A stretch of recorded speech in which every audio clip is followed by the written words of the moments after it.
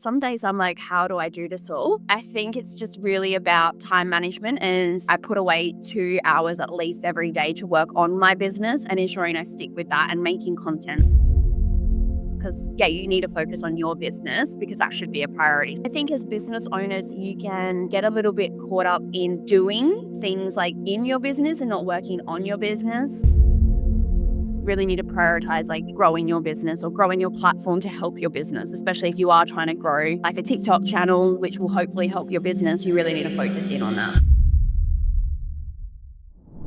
Hello, everybody. Welcome to the First 100 podcast. This is the podcast where we're going to be exploring the journey of entrepreneurs, business owners, agency leaders, and so many more interesting people as they share with us the strategies, the challenges, and the triumphs that have led them to secure those first 100 customers, first 100 followers, first 100. I'm your host, Daniela, and let's go check this out. And today I'm joined with a very special guest, Maddi Ragno. Hi, Maddi.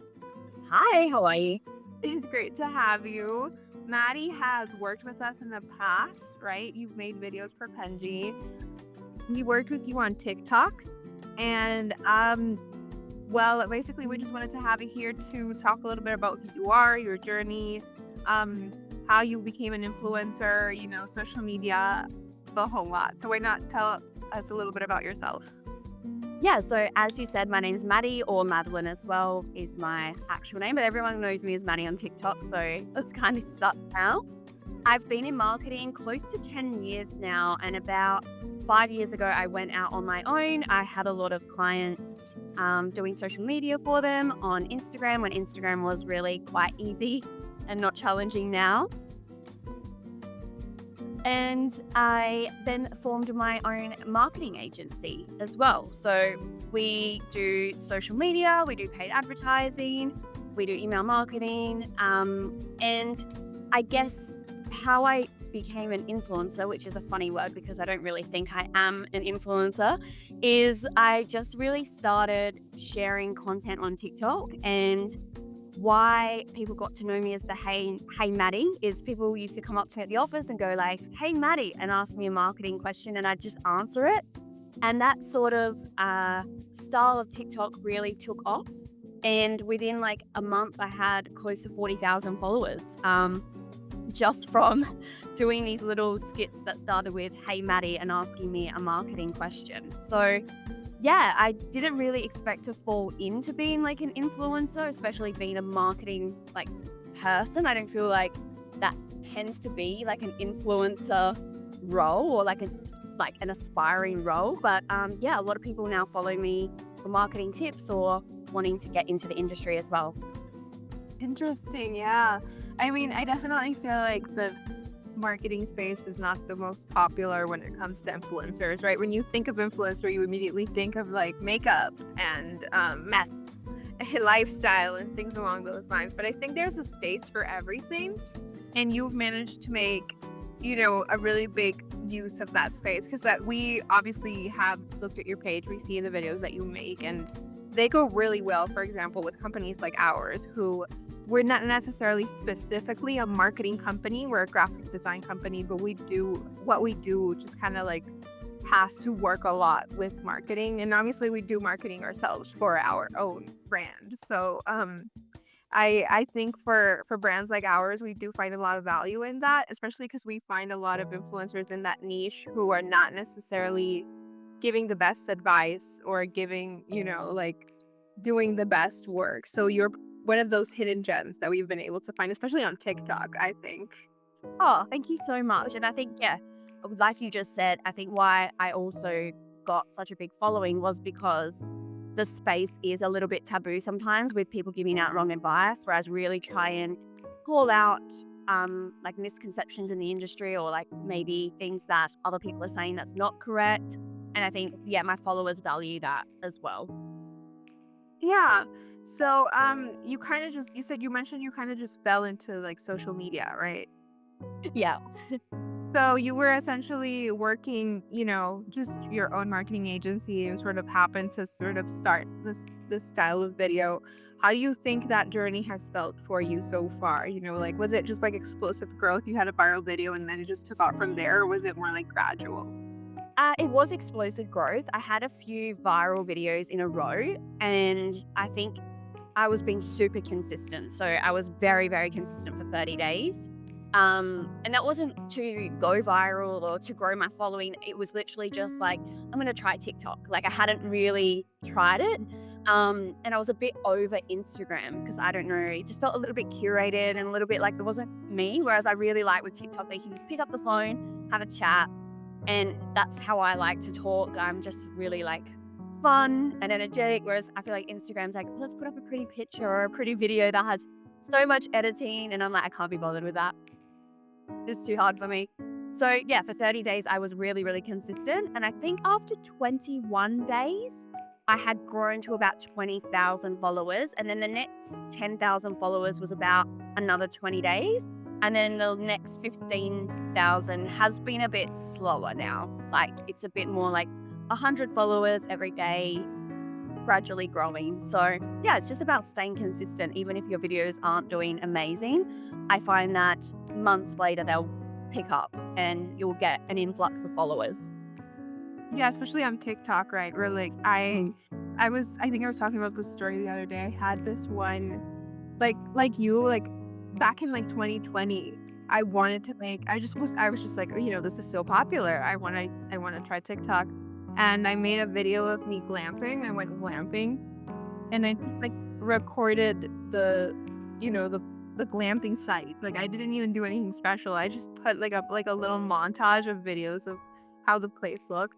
And for some reason it went viral. Not like super viral, but it was viral. And a bunch of people were commenting to tell them where it was, right? And that was like, I think that's the only viral video that I've ever had. I'm not an influencer, I just made that, and then it just happened to become really popular. And that was in 2020 or 2021. And in 2024, I still get people commenting on that video. Like, oh, the thing here. This video is so old. I think one of my first embarrassing ones, like the first, has started picking up again and people commenting on that. And it's just like, I was like even looking at how my hair was and my makeup. I was like, oh God, please don't bring this back up into the TikTok universe. Just with them buried under all of the other stuff. But yeah, it's proof then, and I say this to my clients as well and whoever I'm working with, don't delete things. Even if it feels like it flops now, give it the time. Like I promise you, if you think about someone who maybe finds that video from like 3 years ago, they're going to start binging all your content. So every piece of content has its place. Even if it has 300-400 views, really it could still help someone on their journey to either working with you or following you. So keep it on your feed. Yeah, I agree. And how has it felt for you? Did you get any social media burnout, or do you feel like you lost that motivation once the growth started to become a lot less fast? I have noticed that with influencing that tends to happen, where there's like a period when your growth is really, really fast, and it's just like going up, and then it sort of stabilizes. And a lot of influencers tend to lose that momentum, once that growth sort of stagnates. How have you been able to sort of work around that?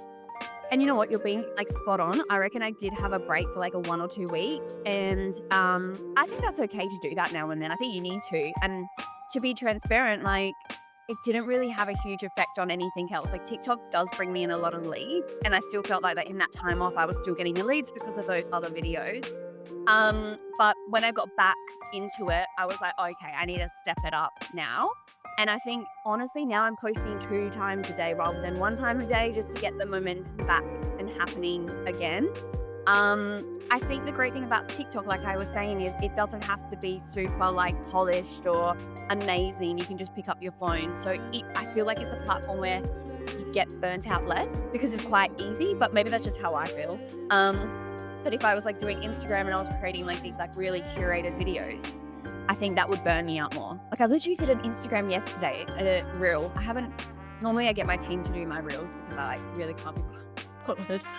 But I did my own reel yesterday on Instagram, and it took me like an hour to edit it to the sound and everything. And I was like, I hate this. I'm not doing this anymore. Yeah, I'm honestly not that big on Instagram Reels either. I also just feel like I guess what you mean is true. TikTok is just a little bit more laid back. Yeah. There's definitely a space for curated content, but it's a lot less like necessary for you to have curated content in order to make something interesting. Yeah, exactly. And I think people like the less curated my followers. I think the ones who I find do the best is when I'm super like just at my desk talking, they do the best. I think it's the value that you're giving in the video that they care about, not how you execute it. Yeah. And I know that you mentioned you have your own agency on top of all of the social media stuff. How have you been balancing that workload of trying to keep a balance with being an influencer and sort of staying up to date with trends and videos and all of those things, and then also with your own clients, your leads, your agency? Yeah, look, some days I'm like, how do I do this all?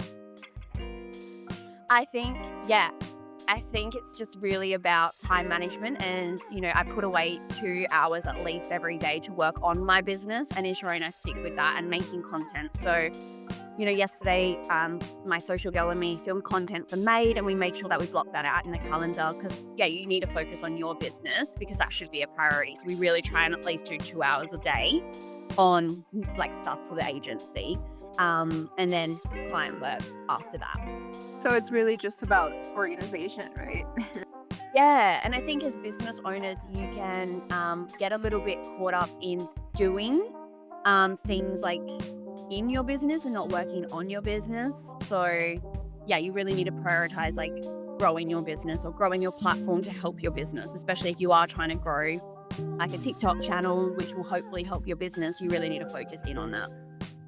Yeah, I mean, I definitely see how, when you're the more like when you are the one that's like owning the business, you're gonna have to sort of be on top of everything, right? You can't just be on like when you're just an employee, you just focus on and you're just on marketing, you just do the marketing. But if you're like the actual owner, you have to be like, oh, I have to do marketing and finance and sales, and I also have to see what the design team is up to and customer service and all of those things. So I can see how that can be a little bit like, you might neglect a certain side of things for the other.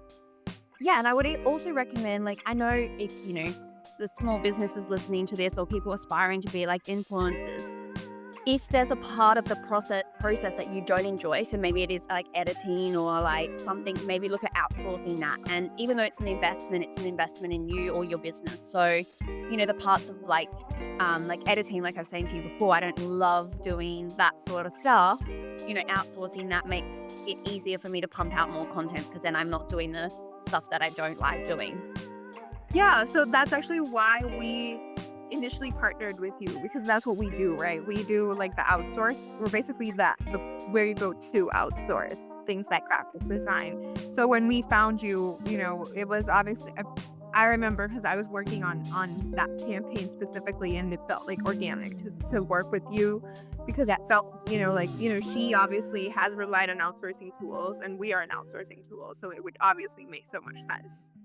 Oh, and the platform is great as well. Like, I think I'm really particular who I partner with because if I start just pumping out like heaps of partnerships, and I've said no to a lot, like especially as I got now these bigger figures on my TikTok channel, I get asked all the time, especially with AI being such a huge new invention. I'm pumped all the time with AI collaborations, and like as much as I'd like to say yes, if I partner with everyone, it seems really inauthentic to my audience. And it's only like tools that I think my audience would actually sign up for or would be interested to know more about. So yeah, so Penji was definitely one that aligned because I have a lot of small businesses that probably can't afford like a full-time graphic design team, or I have aspiring marketers who maybe, you know, might be doing a social media for a client and they want to like outsource a little bit of it. Yeah, I mean, I definitely see what you mean with AI being kind of like all the rage. We've partnered with people who initially don't want to work with us because they think we're like an AI company, and we have to tell them like, no, there's no AI. I'm a person. There's people behind this. It's definitely crazy the way that I see AI is sort of taking over the world right now.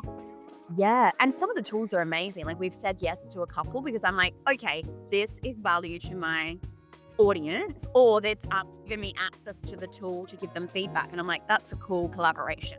Like, giving me access, let me play with it. And I think you guys did the same thing as well. It's funny having some collabs where they're like, oh, can you make a video? And they don't even give me access to the tool to like have a little bit of a play, like see how to make it work. And I'm like, okay. Or like, don't at least give it to me for free for a month or 2 months, because how can I do videos on it if I don't even know how? Been promoting, right? Yeah. So it's funny that happens now.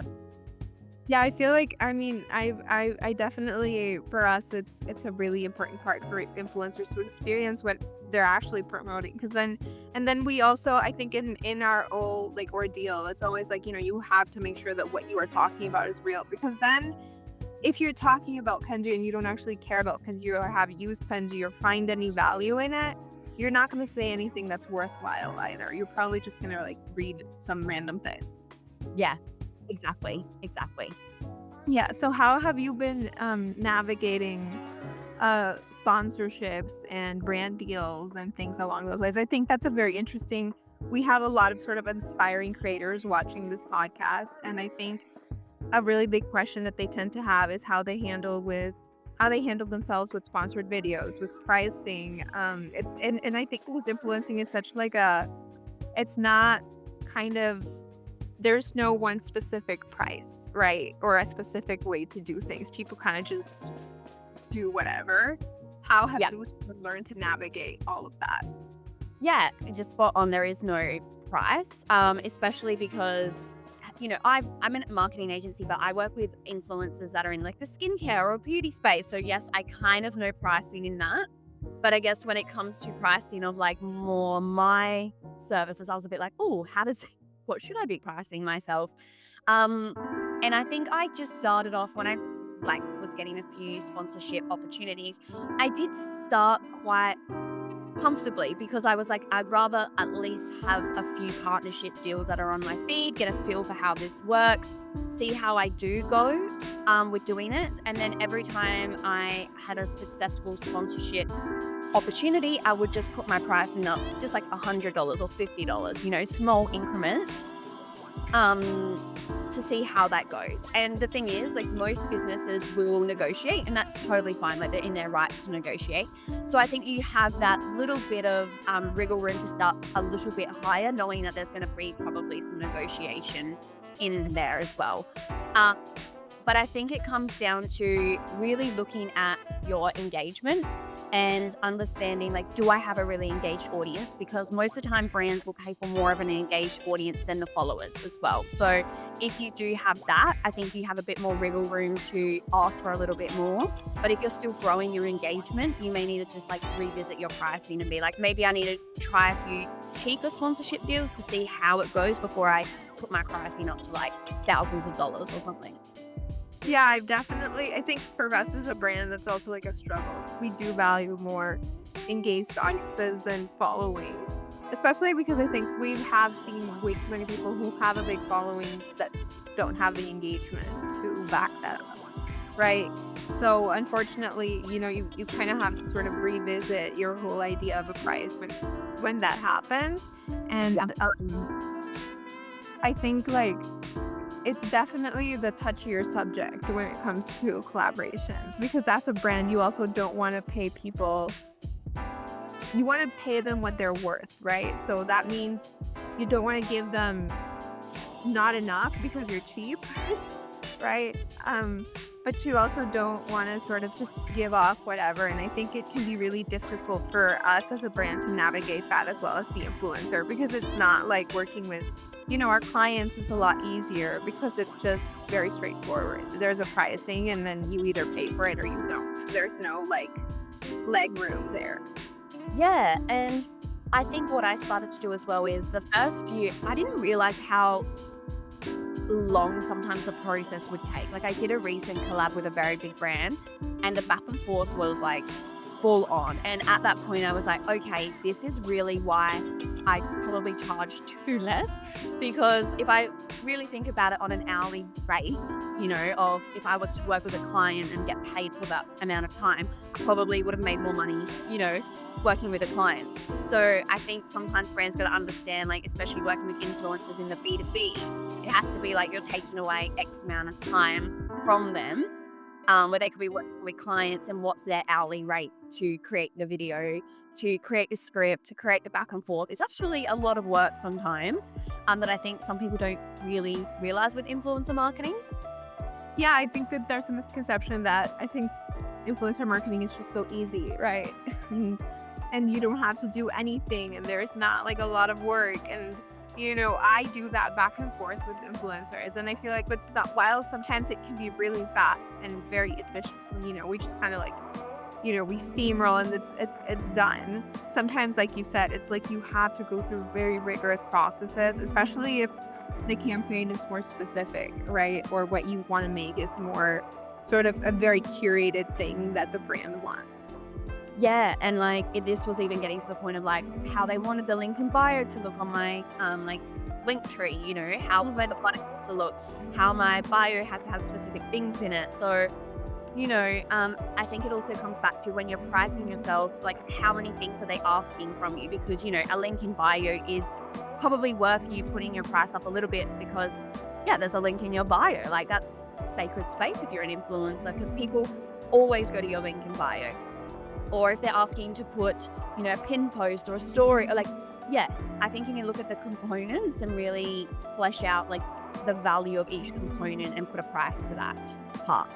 Yeah, I think it's important to sort of look at what you're doing and give yourself a fair price, right? Not make yourself so cheap that it's not even worth doing in the first place, but also not make yourself so expensive that nobody's going to want to work with you. It's kind of a funny line. Yeah, I think I'm probably too cheap, but I think I love what I do. So to me, like, partnering with cool brands and like showing my audience that is value to me, because I feel like then it makes me look like an authoritative figure. So to me, that's value to me, which is not monetary, So yeah, I think you've got to look at it that way as well. Like, if this is bringing other value to you, if you're building a relationship with like Penji now, like, look at this, I'm on your podcast. You're building long-term relationships with the clients, then that's another value that maybe you do look at putting your pricing down when working with them, because it's a long-term relationship that you're hoping to foster for like years. And we are honestly like more inclined as brands, I think, at least for us, I think, to continue working with you if we have a good experience with you, and if we feel the money that we invested is, there's ROI in that. I think I was talking about this with another influencer. When it sounds harsh, I guess, but we need to see ROI. We need to see that the videos that we are investing in are returning to us in some sort of tangible way. So if we don't see that ROI, it's just not worth it for us to invest. And it's not because the influencer is bad or because we don't want to work with that person, but it's just at the end of the day, you also have to look at that, right? And I think ROI, we see it in terms of like having a good experience with the person, seeing that the money we invested was good. It's not just about, the aspect of the video itself, but it's all these components.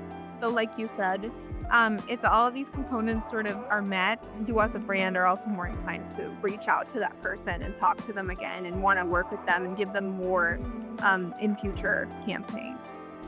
Yeah, and I think as an influencer, because like I said, I work with influencers more in the skincare space. When you reach out to them and they're like, oh, it's quite a blunt message where it's like, oh, here's my pricing. Whereas I feel like if a brand engages with me, I'm like, thank you so much for the email. Like, I'll take a look at your product. Like, do you have a budget for this project? Like, what does it look like? Having a bit more care rather than just like, hey, here's my pricing. Like, yeah, and it surprises me that a lot of influencers who don't even have big followings and like still quite new are quite like it's all about the money. Yeah, well, I think a lot of people have entered the influencing space with that mindset, thinking that they're going to get rich. So that's probably why. Me neither.